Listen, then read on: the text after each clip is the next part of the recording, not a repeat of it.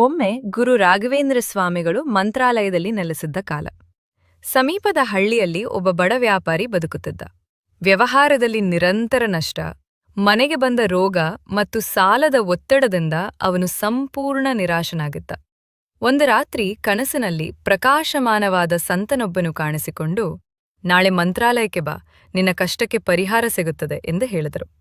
ಬೆಳಿಗ್ಗೆ ಎದ್ದ ವ್ಯಾಪಾರಿ ಅದನ್ನು ಗುರು ರಾಘವೇಂದ್ರರ ಸೂಚನೆ ಎಂದು ನಂಬಿ ಮಂತ್ರಾಲಯಕ್ಕೆ ಬಂದನು. ವೃಂದಾವನದ ಮುಂದೆ ಕುಳಿತು ಕಣ್ಣೀರಿಟ್ಟು ಪ್ರಾರ್ಥನೆ ಮಾಡಿದನು. ಗುರುಗಳ ಪಾದಗಳಿಗೆ ಶರಣಾಗಿ ತನ್ನ ದುಃಖವನ್ನೆಲ್ಲ ಹೇಳಿಕೊಂಡನು. ಗುರು ರಾಘವೇಂದ್ರರು ಶಾಂತ ನಗೆಗೊಂದಿಗೆ, ಭಯಬೇಡ, ಸತ್ಯ ಮತ್ತು ಪರಿಶ್ರಮವನ್ನು ಬಿಟ್ಟುಕೊಡಬೇಡ ಎಂದು ಆಶೀರ್ವದಿಸಿದರು. ನಂತರ ಅವನ ಕೈಯಲ್ಲಿ ಸ್ವಲ್ಪ ತೀರ್ಥ ನೀಡಿ ಅದನ್ನು ಮನೆಗೆ ತೆಗೆದುಕೊಂಡು ಹೋಗಿ ನಂಬಿಕೆಯಿಂದ ಕಾರ್ಯಾರಂಭಿಸು ಎಂದರು. ವ್ಯಾಪಾರಿ ಮನೆಗೆ ಹಿಂತಿರುಗಿದ ದಿನದಿಂದ ಅಚ್ಚರಿಯ ಬದಲಾವಣೆಗಳು ನಡೆದವು.